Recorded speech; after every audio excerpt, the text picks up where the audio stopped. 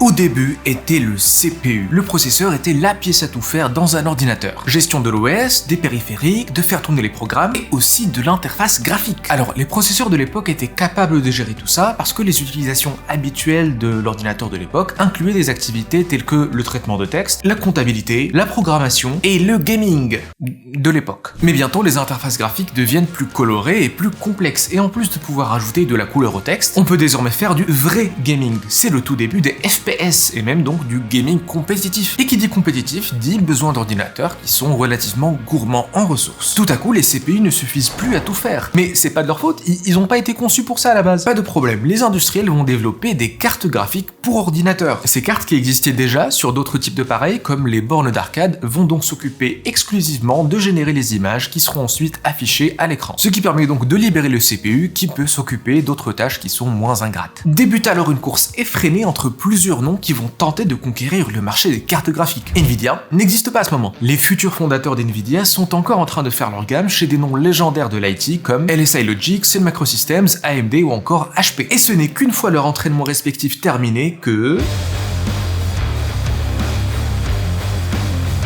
Donc fort de leur expérience dans la conception de processeurs généralistes et de cartes graphiques, ces trois larrons vont lancer Nvidia parce qu'ils ont une intuition. Ils sentent bien que les écrans vont se populariser, que les jeux vidéo vont exploser et donc il y aura toujours besoin de cartes graphiques encore plus performantes. Mais comme on l'a déjà vu, la concurrence est déjà rude. Nvidia doit se démarquer dès le début. Donc ils vont innover très fort dès leur tout premier produit, la NV1. Une carte graphique qui permet de tout faire, 2D, 3D, audio. Elle contient même des ports pour y brancher des manettes de console. Quelle console? La Saturn, là c'est les Saturn. Nvidia avait visé grand, mais Nvidia n'avait pas visé juste. Ils ont eu faux sur toute la ligne. Déjà, la NV1 se basait sur des textures quadratiques pour faire le rendu 3D, alors que le reste de l'industrie avait déjà adopté les triangles. En plus, Microsoft avait déjà publié DirectX, une API unifiée qui évitait aux programmeurs de devoir gérer la communication entre les différents hardware. Donc les devs n'avaient plus qu'à rendre leur jeu compatible DirectX, et DirectX s'occupait du reste. Et est-ce que la NV1 était compatible DirectX ? Et puis... soyons honnêtes, tout le monde se fichait de la Saturn alors qu'il y avait la PlayStation en face. C'était perdu d'avance. Bon, rien de dramatique, Nvidia avait la trésorerie nécessaire pour éponger un premier échec, mais pas un second. Nvidia annule donc la successeur de la NV1 et plaque Sega. Désormais, on s'aligne sur le reste du marché. D'abord, la nouvelle puce Riva 128 va adopter les textures triangulaires comme tout le monde. Ensuite, ils rajoutent une compatibilité native avec DirectX parce qu'ils anticipent correctement que Windows restera la star des systèmes d'exploitation. Mais surtout, à la différence des autres concepteurs de cartes graphiques, ils vont développer leurs propres drivers. Les drivers ou pilotes sont les logiciels qui permettent au système d'exploitation de communiquer avec le hardware. Et le fait qu'Nvidia développe ses propres drivers leur permet de s'assurer qu'ils soient optimisés pour donner le maximum de la performance. Et puis, ils croisent les doigts.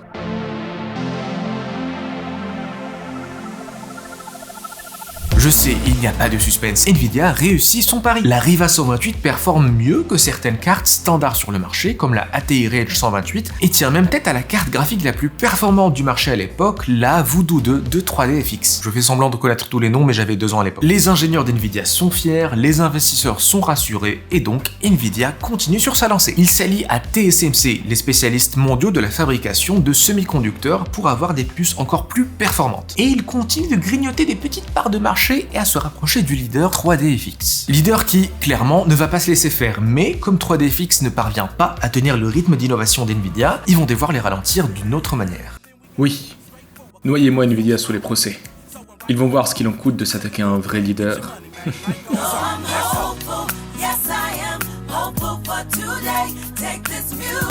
Ce qui s'est passé, c'est que 3DFX était un fabricant de puces graphiques, pas des cartes graphiques en elles-mêmes. Ces puces-là étaient achetées, utilisées, puis revendues sur des cartes graphiques par des entreprises tierces comme Diamond Multimedia. Et 3DFX s'inquiétait un peu de son image parce qu'il se disait que l'essentiel de l'audience, donc les clients finaux, voyaient rarement le nom de marque de 3DFX, ils voyaient juste celui de la carte graphique. Donc 3DFX a décidé de racheter un fabricant de cartes graphiques, STB, et de proposer ses puces graphiques exclusivement via STB. Quelle erreur! Quelle erreur! Parce qu'après ça, tous les fabricants de cartes graphiques qui n'avaient plus accès aux puces de 3DFX, ils sont allés chez Nvidia. Oui! C'est le début d'une nouvelle ère. Quelques mois avant le rachat de leur ennemi numéro 1, Nvidia a lancé une nouvelle ligne de cartes graphiques, les GeForce, qu'ils décrivent comme étant les tout premiers GPU au monde. Comme on a dit au tout début, c'était le CPU qui s'occupait de gérer toute la partie graphique. Et cette partie graphique est en fait composée de plusieurs étapes. Il faut calculer des formes géométriques en 3D, rajouter de la lumière, les convertir en 2D, rajouter les couleurs ou les textures, etc. Et les premières cartes graphiques ou accélérateurs graphiques contenaient des puces graphiques qui s'occupaient de certaines de ces étapes-là. Mais la carte graphique GeForce d'Nvidia était la première à récupérer encore plus de ces étapes qui incombaient traditionnellement au CPU. Et c'est à ce moment que l'équipe marketing d'Nvidia a dit « Ceci n'est pas une carte graphique, c'est un GPU, parce qu'il fait ce qu'aucune autre carte graphique n'est capable de faire. » Et c'est de là que vient le terme GPU. Y a encore quelqu'un? Bon, j'en étais où? Oui, Nvidia est en tête de course, mais des challengers sont déjà là. Et quelle paire de challengers! Déjà, il y a Intel. Ha!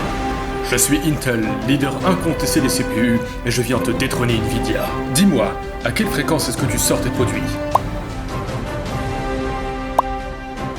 Je reviendrai. Donc Intel sort effectivement un GPU, mais ça flop. Donc ils repositionnent leur marketing pour dire « Mais qui a besoin d'une carte graphique quand vous avez la puce graphique intégrée d'Intel? On peut faire du gaming avec ?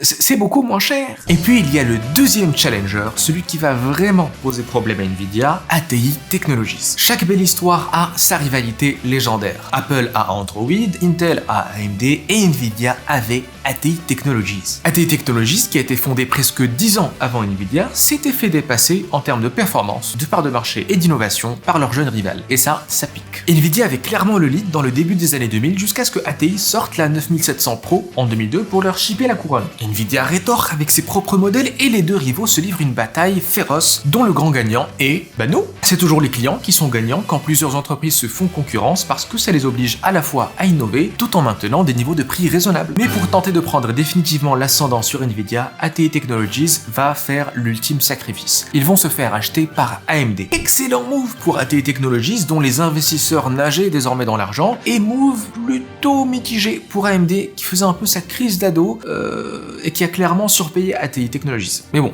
on en a déjà parlé. Donc pour Nvidia, la situation aussi est mitigée. D'un côté, ils sont la dernière grande entreprise spécialisée dans les GPU, mais d'un autre côté, ils savent très bien que AMD et Intel ne vont pas tarder à venir les chercher. Il leur faut donc réagir vite et bien. Déjà, ils vont repositionner leur marketing pour dire « Nous sommes les derniers fabricants indépendants de GPU, donc on est les meilleurs ». Ensuite, ils se diversifient. Ils avaient déjà commencé à vendre des chipsets à AMD. Les chipsets, ce sont des puces qui permettent aux différents composants d'un ordinateur de communiquer entre eux. Ils lancent aussi des puces graphiques pour mobile et tablettes parce que, pourquoi pas, c'est vrai que le marché est en essor, et d'ailleurs, une de ces puces atterrira des années plus tard dans la toute première Switch. Mais ils savent bien que ça ne suffira pas, donc ils vont renforcer leurs efforts et leurs investissements en recherche et développement. Leurs efforts aboutiront au développement de CUDA, une API qui simplifie grandement la programmation de leurs cartes graphiques pour des tâches non graphiques. Grâce à ça, les professionnels peuvent désormais bidouiller et reprogrammer les cartes graphiques d'Nvidia pour les utiliser pour des tâches particulièrement gourmandes en puissance de calcul, comme la conception assistée par ordinateur ou encore l'imagerie médicale. Et surtout, ils vont commencer à explorer l'utilisation de cartes graphiques Nvidia pour de tout nouveaux usages. Et c'est là que tout va changer.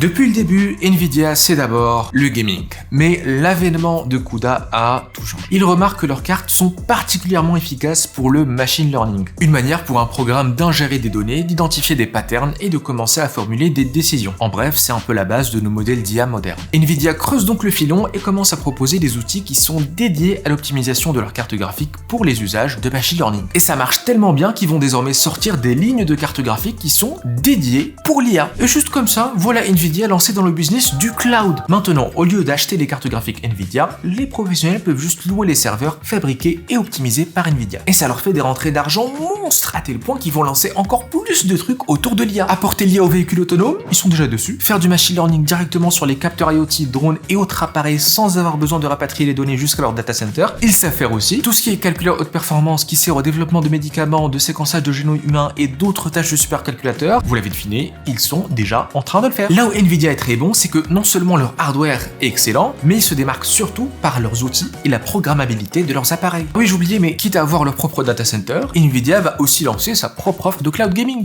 C'est presque trop facile à ce stade. Bref, Nvidia capitalise au maximum sur toutes les autres utilisations que les gaming pour leurs cartes graphiques, mais évidemment, ils n'abandonnent pas le gaming. Ils restent bon an mal an les leaders en termes de performance et dans tous les cas, ils n'ont aucun mal à vendre leurs cartes graphiques. Si ce n'est pas les gamers qui les achètent, c'est les mineurs de crypto.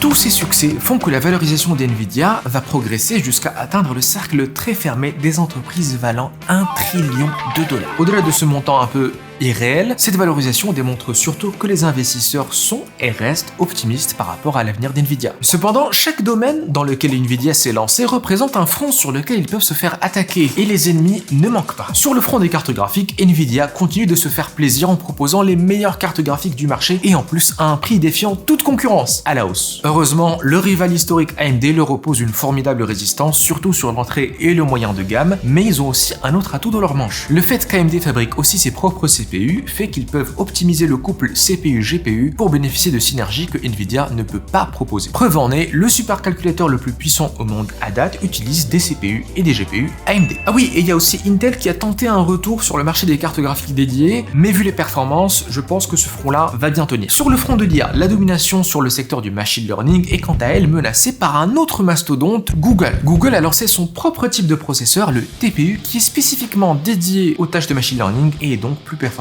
que les GPU d'Nvidia. Mais ce qui sauve pour le moment Nvidia, c'est que les TPU sont un peu restreints à l'écosystème de Google. Ils ne sont disponibles que via Google Cloud et sont uniquement adaptés au framework TensorFlow qui a été initialement introduit par Google. Et ils ont tenté de devenir fabricants de processeurs eux aussi pour faire comme les grands, AMD et Intel, mais ils se sont fait bloquer. En effet, ils ont tenté de racheter ARM, sauf que les processeurs ARM sont utilisés partout et leur popularité ne fait qu'augmenter. Sauf que les clients d'ARM ont pris peur qu'Nvidia devienne trop important dans l'industrie et ont donc lancé leur attaque lobbying. Bref, du petit nouveau dans les années 90 au top 10 des entreprises les plus valorisées au monde, Nvidia est la définition de la success story, la définition du leader de marché. Mais perso, j'ai toujours une préférence pour les challengers comme AMD. Je vous laisse donc avec leur histoire et je vous dis à la prochaine.